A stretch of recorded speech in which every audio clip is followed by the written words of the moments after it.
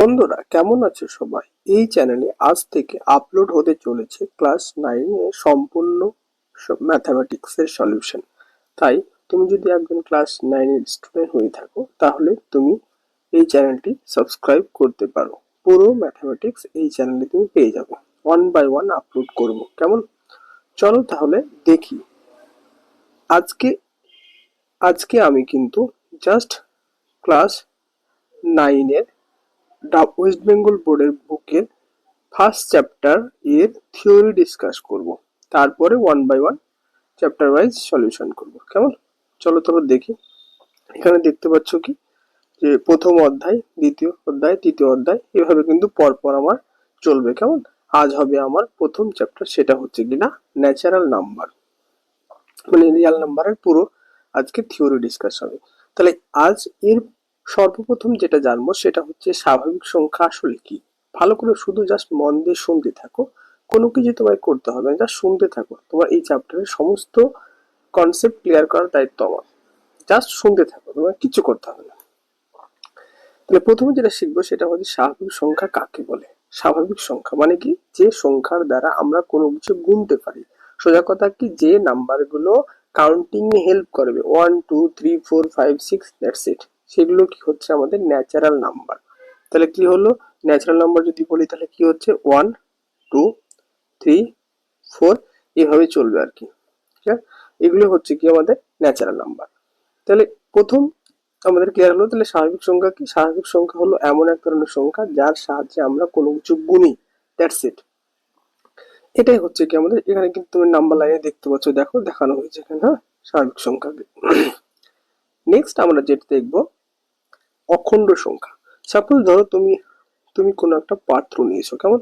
একটা পাত্রে তুমি একটা কাগজে হয়তো 1 লিখলে, দিয়ে পাত্রে চিরকুটটা রেখে দিলে। তারপরে কোনো একটা কাগজে হয়তো 2 লিখলে, সেই চিরকুটটা তুমি এখানে রেখে দিলে।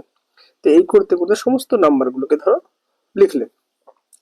এখন সেই স্বাভাবিক সংখ্যার সঙ্গে যদি তুমি জাস্ট জিরো অ্যাড করো, জাস্ট জিরো, তাহলে কি জিরো অ্যাড করলে যে সংখ্যা বা পাত্রটা পাবে সেটাই হয়ে যাবে সেট অফ হোল নাম্বার। ঠিক আছে, সেটা কি হবে? হোল নাম্বারে সেট হবে। তাহলে এক কথায় যদি বলি যে অখণ্ড সংখ্যা বা হোল নাম্বার কি, হোল নাম্বারের সেটকে কি দ্বারা ডিনোট করবো আমরা? ডাব্লু দ্বারা ডিনোট করবো, কেমন? তাহলে অখণ্ড সংখ্যা কি? All natural number including zero. এখানে দেখো পুরো ন্যাচারাল নাম্বার, তার সঙ্গে কিন্তু শুধু জিরোকে অ্যাড করা হচ্ছে। ঠিক আছে, তাহলে অখণ্ড সংখ্যা কি? অখণ্ড সংখ্যা হলো সমস্ত natural number together with zero, মানে স্বাভাবিক সংখ্যা, অর্থাৎ 0 0 1 2 3 4 এইভাবে চলবে আর কি, কেমন? এটা হচ্ছে অখণ্ড সংখ্যার সেট। তাহলে ন্যাচারাল নাম্বারের সঙ্গে শুধুমাত্র জিরো অ্যাড করে দিলে যেটা হয় সেটাই হচ্ছে অখণ্ড সংখ্যা। এখানে তুমি নাম্বার লাইনে কিন্তু তুমি দেখতে পাচ্ছ, কেমন? পুরো নাম্বার লাইনে কিন্তু এটা দেখা যাচ্ছে। ক্লিয়ার? তাহলে এতক্ষণ আমরা কি শিখলাম? শিখলাম শুধুমাত্র natural number and whole number. এবার যেটা শিখবো সেটা হচ্ছে ইন্টিজার বা পূর্ণ সংখ্যা আসলে কি। ইন্টিজার শিখবো।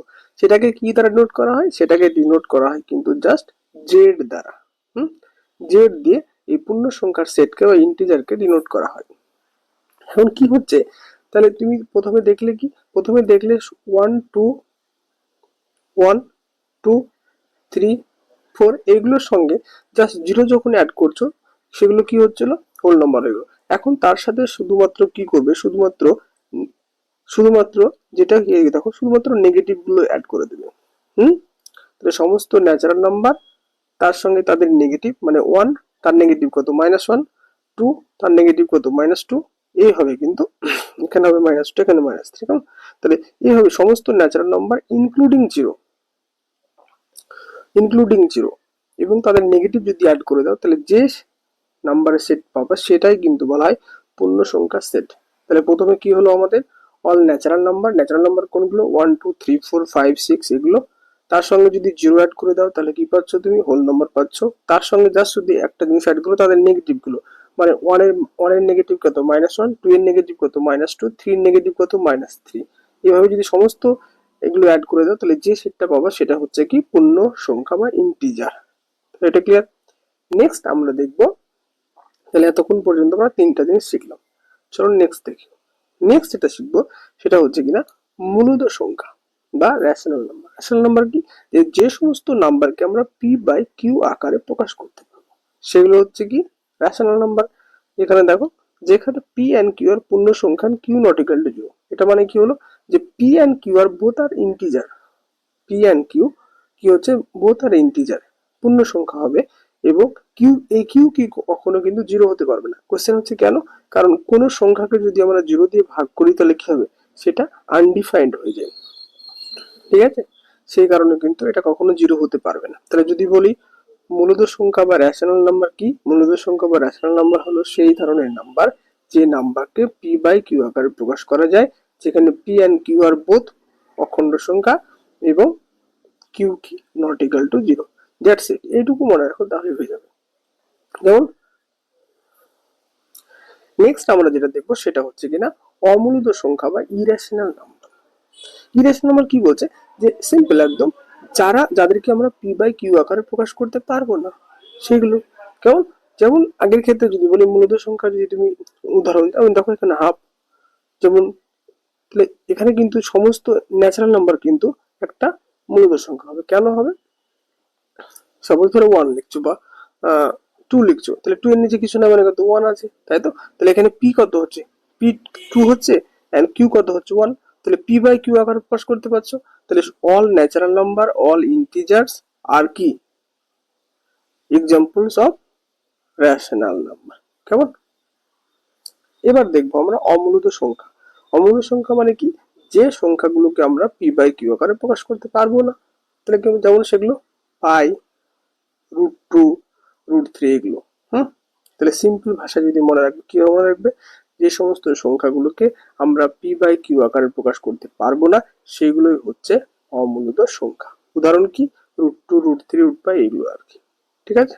চলো তোরা নেক্সট দেখি। এখানে এবার দেখবো সংখ্যা রেখে ভালো করে ব্যাপারটা বুঝবো আর কি। এখানে দেখো ভালো করে, এই যে এখানে দেখো কি হচ্ছে, জিরো, 0, 1, 2, 3, 4। তাহলে 1, 2, 3, 4 এগুলোকে যখন নিচ্ছ তখন কি পাচ্ছ তুমি, সেটা ন্যাচারাল নাম্বার। তার সঙ্গে যখন জিরো অ্যাড করতে পারছো, হোল নাম্বার পাচ্ছ। তার সঙ্গে যদি এদিকে নেগেটিভ গুলো অ্যাড করে দাও তাহলে কি পাবো, নেগেটিভ যদি অ্যাড করে দাও তাহলে পাচ্ছ তুমি ইন্টিজার বা অখণ্ড সংখ্যা। এবার এগুলো, এই যে জিরো আর ওয়ান এর মাঝে দেখো কত অনেক সংখ্যা আছে, তাই না।